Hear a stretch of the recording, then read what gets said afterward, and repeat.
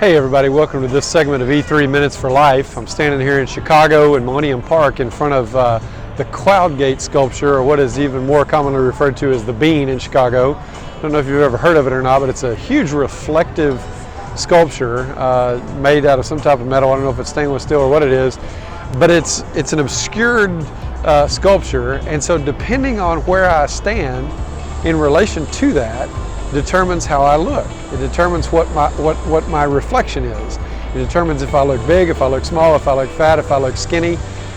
You can see the reflection of the buildings that are across the street reflecting in it, and you can tell they don't look accurate either.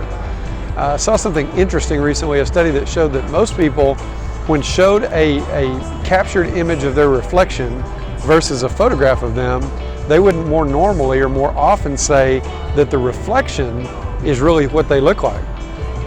That's because we see our reflection in the mirror all the time. We don't often see a picture of ourselves.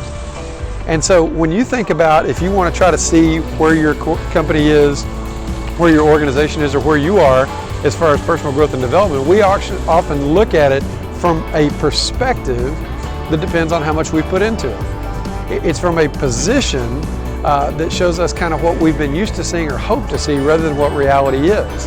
So if you want to get a true depiction or a true level of feedback on where you are, where your organization is, your personal growth, whatever it is, I would encourage you a couple of things. Number one, ask other people to tell you. Now you need to choose your others carefully. I heard a quote, it was actually attributed to 2 or 3 different people as I looked it up on the internet, so I'm not sure who actually said it. But the statement was, I would never take criticism from somebody from whom I would not go and ask for advice.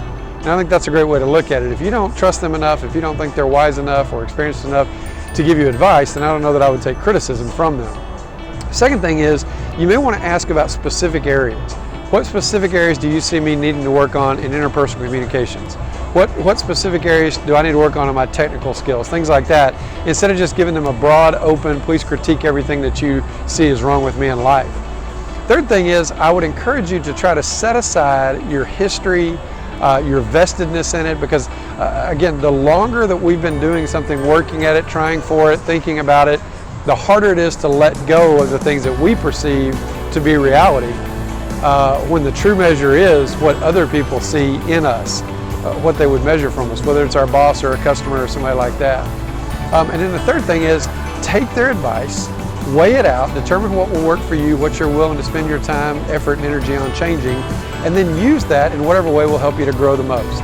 I think if you'll do this, it will allow you to grow into something you're not currently and help you to become something that you hope to be. Hope this has been useful to you. We'll see you next time on E3 Minutes for Life.